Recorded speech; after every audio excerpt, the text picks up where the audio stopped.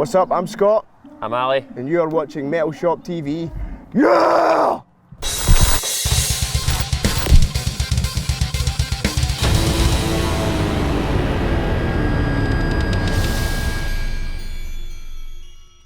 Not nervous, just fucking excited, to be honest. I'm nervous. He's always nervous. Shits himself before every gig. Yeah. Want to be good for the people?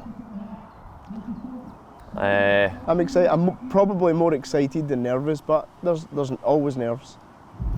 It's just amazing to be back, to be honest. I think we've kind of been building up to this for a while. Obviously, these festivals, some of these festivals have been booked for about 2 years, and just getting together with the guys this week and just getting to the airport and travelling and getting off the plane and stuff and being like, fucking hell, we're actually here, we're back after a fucking mental 2 years. Yeah. It's amazing. I just can't wait to play, really.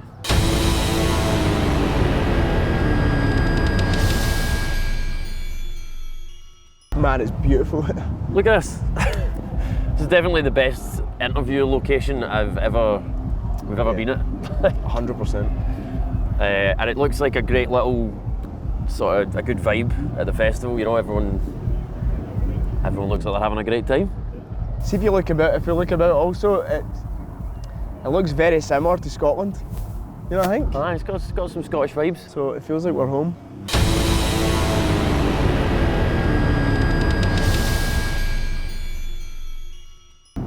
I think when we're writing an album, the only thing we're thinking about is to make sure that we always write a better album than the one we just written before. We try not to think too much about what everyone else is doing. Like, we kind of set a barrier for ourselves, and always the goal is just to make sure that we write a better album than the one before. Like, I never really listen to our music, if I'm being honest, but when we go to write a new album, I always go back and listen to like the vocals and think like, what's the standout parts here?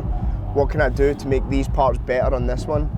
And I think we've achieved that with this album. Would you agree? Aye, definitely. I mean, it's just like Kennedy said, it's always about just trying to outdo ourselves and raise our own, just push each other further and push the band further, sort of thing, and try and develop on whatever the previous album was, taking that and moving forward with it, and try to develop the sound a bit more. And Shrine is just a development of what we kind of started touching on in Fracture. Yeah. It's like Fracture 2.0. It's fucking Fracture on steroids. We cover a lot of new ground that we've never done before as well on this album. Yeah, so definitely. I'm really excited for people to hear some of the songs that they've obviously not heard, which is, there's some stuff on there that is just honestly, like, I think some of the best stuff I've ever done. Aye, definitely.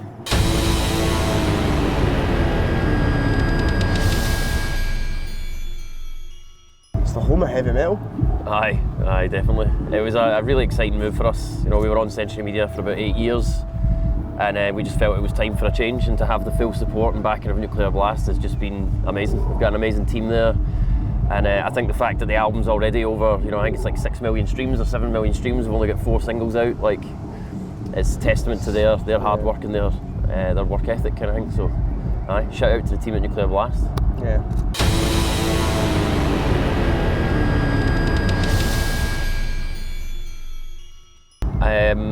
Someone asked me, we get asked this question quite a lot, obviously, naturally, and I think at first it was quite difficult to kind of pinpoint exactly what that meaning was. But Shrine really, I think, is about the sort of self-reflecting and realise what we've accomplished as a band so far. Shrine is what we dedicate ourselves to, this band. The band is our shrine. We lend ourselves to this wholeheartedly. And Shrine is kind of celebrating that, how far we've come and how far we've yet to go, and the dedication and work that takes, sort of thing. So each song tells its own story, but Shrine as a collective is just kind of celebrating what we've done so far as a band. It's probably the first album in a while as well where we went into the writing of the album in a really positive place. Like, yeah, definitely. A lot of the stuff before we were writing from quite a negative place, from obviously the past, the things that we'd gone through in the past.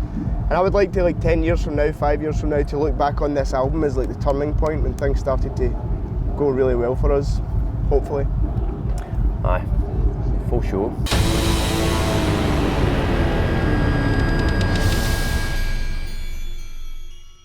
The idea was Ali's. Yeah, I mean, it went through some different, what's the word? It went through many different variations, sort of thing. In my head, it was going to be in a prison yard, and we were going to go to some location, and we were going to shoot it. And then Gunsy's always the voice of reason when it comes to the video work sort of thing, because he does a lot of work with video. So when I explained it, he was like, well, how practical is this? Have you considered this? Have you considered this? And together with Gunsy, we kind of made more of a plan. And then Tom, who's just out the shot here, is our content guy. He's been on every tour with us for about 2-3 years. And this was really the second, is it longer than that? Sorry.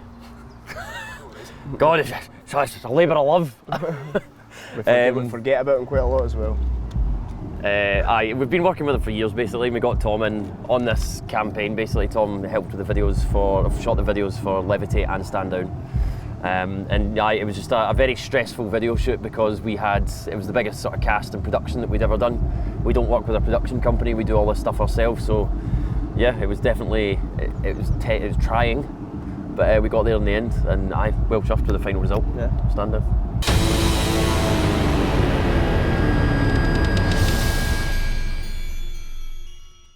They're a fucking pain in the arse. It's a necessity for sure, man. You know, 10 hours on set playing the same song 30 times, it's annoying. It's something I used to be really excited about when I was maybe like 21 or something, but now I'm just like, I cannot be fucking arse tuning music video. I don't headbang or move too much, so it's not usually as bad for me as it is for the rest of the guys, but they're just having to, like, you have to be really animated and exaggerate your movements sort of thing, so all of them fucking yeah, and it's like heat banging for fucking 10 hours. It's hard enough when you play like 1 hour on stage headbanging.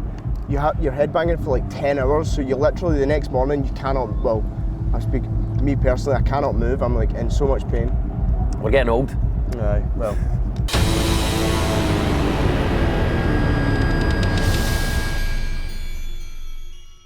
Definitely surprised. I think we're quite humble people, so I think we would always be surprised by something like that. I personally felt like we were doing something special in comparison to what we've done in the past, but I didn't expect it to do, like, I'm still so, like, we were discussing that, was it yesterday? Yeah, it was yesterday, I think. I cannot believe that song has 20 million streams. It's like such an amazing feeling, and it's fucking, yeah, it's amazing.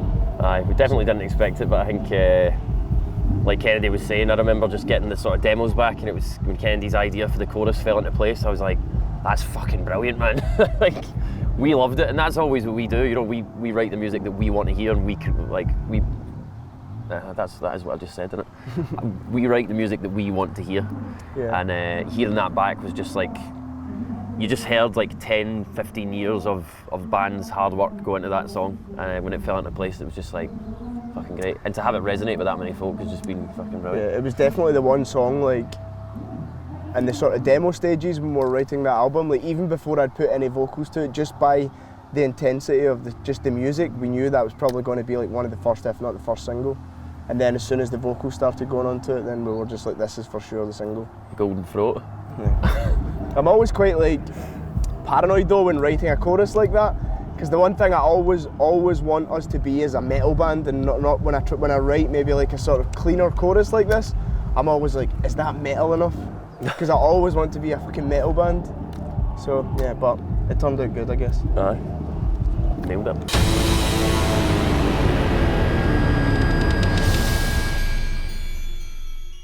Yes, I think we'll be doing a beer for every album from now on, to be honest. We've sort of dipped our toes into the lager, as it were. And it was an amazing project to work on. The first beer we did was with a brewery called Drygate. It's always sort of Scottish, Glasgow-based breweries that we try and work with. And that beer was good, but the Fracture beer that we released a couple of years back was with a brewery called Overtone, I nearly called it Fracture there. And they're also based in Glasgow, and they specialise in these kind of thick, hazy, strong percentage beers. And they just absolutely knocked it out of the park. It's genuinely one of the best beers I've ever had in my life. Yeah, I would agree. And just a really fun project to work on. I mean, that's been like, I'm a big fan of beer in all shapes and sizes and forms, you know what I mean? Like, I love stouts, I love lagers, I love all that stuff. So being able to actually be part of the process of making one and have the band's name on it was just cool as fuck. Yeah, it was actually just as cool an experience as holding your own album for the first time. Like, we have our own beer, and it tasted really good as well. It was amazing.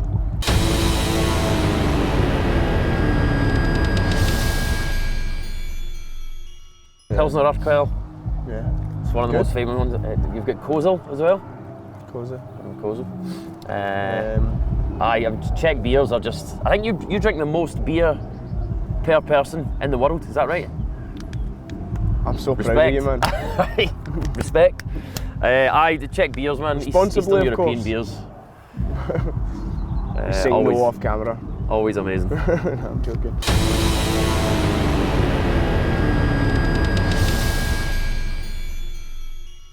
I think I would like to be a chef. I used to work in kitchens and stuff, and I did like a little bit of sous chefing.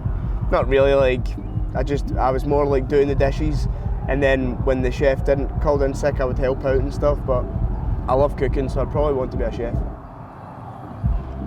Honestly, I can't imagine doing anything else. Really. You'd probably be managing a bar or something. Aye, maybe. I'd open my own bar. Welcome to Ali's bar. Yeah. Yeah, I don't know. Can't answer that.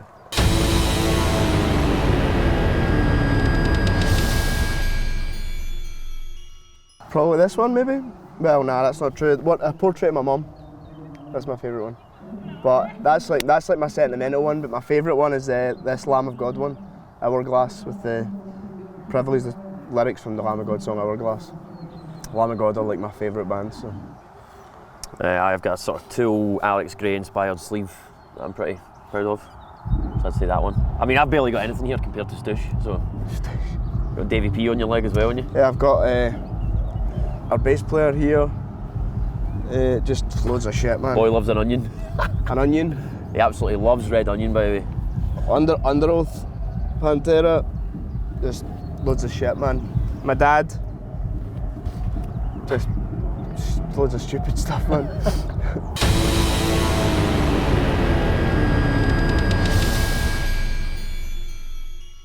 We're still not musicians. Trying to be. I'm Maybe a fucking tonight. drummer. I can't remember my first gig. My first ever gig was the Vale.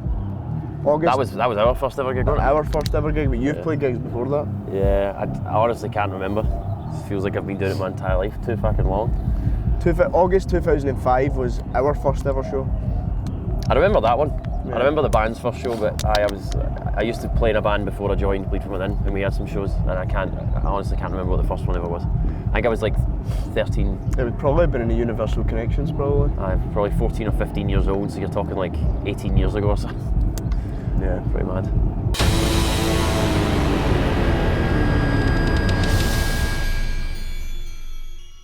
There was a lot of people, but it was all our family and friends. There was no one that liked our music. It was just all of our friends getting drunk, and then between a song they would be shouting abuse and telling us to fuck off, telling us to fuck off, and we'll get very supportive friends. Not really. Cud. Drinking concrete coffins.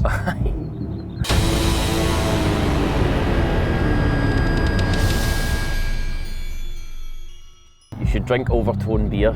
Yeah. Specifically, I Bleed From Within overtone beer. You need to try some whiskey. I wouldn't recommend you go to Glasgow though. I would recommend you hire like maybe a camper van and do the North Coast 500. So like travelling through the north of Scotland, like through the mountains, loads of beaches. It's so nice. But then go to Glasgow and don't go to Edinburgh. Glasgow. Edinburgh's shite. No, Edinburgh's class. What? You talking about?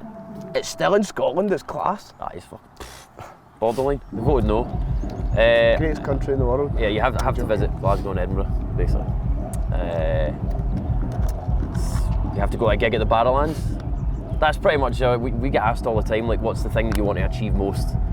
And it's not like, it's basically just playing an 800 capacity, 1,800 capacity venue in Glasgow called the Barrowlands. It's world famous. Yes. We've seen so many bands there over the years.